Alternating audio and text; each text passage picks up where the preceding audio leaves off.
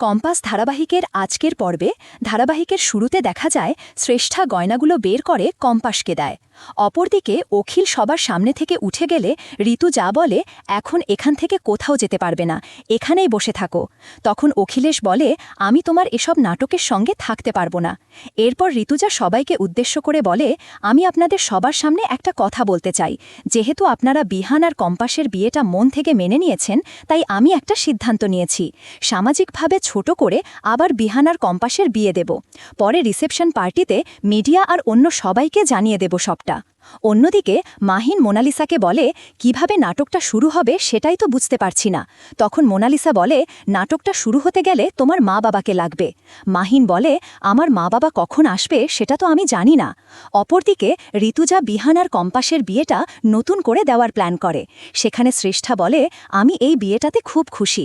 আপনি যে সামাজিকভাবে বিয়ে দিতে চাইছেন এতে আমি রাজি। আমার মনে হয় বাবাও রাজি আছেন। ঠিক তখনই কিংজল এসে বলে, বৌদি তুমি এসব কি বলছো, এতে আমার কোনো মত নেই। পরক্ষণে বৃথা ঋতুজাকে গিয়ে বলে, দিদিভাই তুমি একদম ঠিক সিদ্ধান্ত নিয়েছ, এই বিয়েটাতে আমি অনেক খুশি। তখন ঋতুজা বলে, তুই তো কম্পাসকে দেওয়ার জন্য গয়না গড়িয়ে রেখেছ, তাহলে এখনই নিয়ে এসে আশীর্বাদ করো। বৃথা আশীর্বাদের জন্য গয়না আনতে ঘরে চলে যায়। অন্যদিকে মাহিন বলে, এবার শুরু হবে আসল খেলা। পরের দৃশ্যে দেখা যায় বৃথা ঘরে। সে আলমারিতে গয়না আর টাকা না দেখে জামাকাপড়গুলো বিছানায় ছুঁড়ে মারছে। ঠিক তখনই কিংজল রাগান্বিত হয়ে ঘরে ঢুকে বলে, একি তুমি এসব কি করছো, জামাকাপড় এমন ছড়ানো ছিটানো কেন?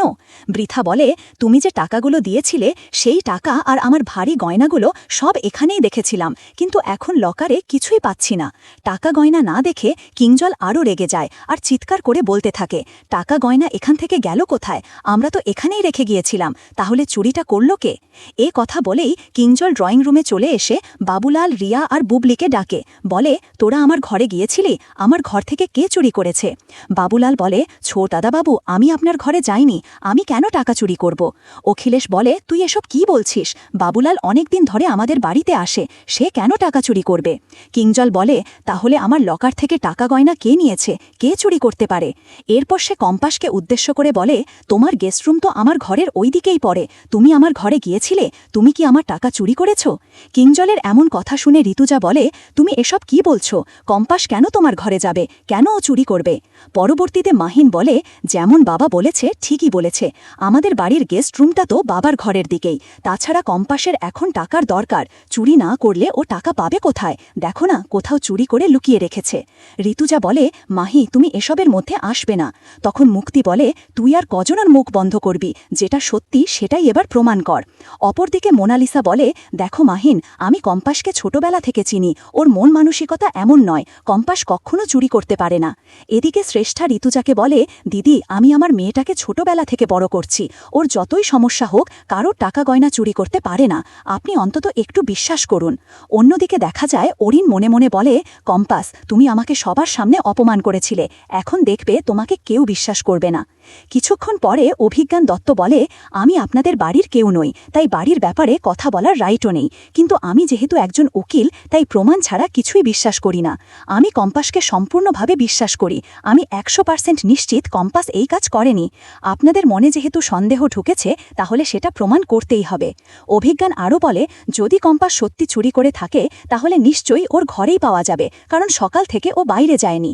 অপরদিকে বিহান বলে, আমি কম্পাসকে সহ্য করতে পারি না এটা ঠিক, কিন্তু ওর প্রতি আমার বিশ্বাস এখনও আছে, কম্পাস কখনো চুরি করতে পারে না। তখন মাহিন বলে, ছোট ভাই তুই যা বলছিস সব আবেগের কথা, একটু ভালো করে ওর ঘরটা সার্চ করে দেখ, সব পেয়ে যাবি। কম্পাস বলে, আমি শেষবারের মতো বলছি, আমি চুরি করিনি, অন্তত সেই বোধবুদ্ধি আমার আছে। যখন আপনারা বিশ্বাস করছেন না তখন আমার ঘর সার্চ করে দেখুন। কম্পাসের এমন কথা শুনে বিহান বলে, সবাই যেহেতু না করছে তাহলে তুই কেন নিজেই সার্চ করার কথা বলছিস? কম্পাস বলে, সার্চ করলে অন্তত সবাই প্রমাণ পাবে যে আমি চুরি করিনি। আগামী পর্বে দেখা যাবে মাহিন আর অরিন মিলে কম্পাসের পুরো ঘর খুঁজে দেখছে, কিন্তু কোথাও কিছু না পেলে মাহিন কম্পাসের ব্যাগ খুলে বলে, গয়নাগুলো তো এখানেই ছিল, এখান থেকে গেল কোথায়?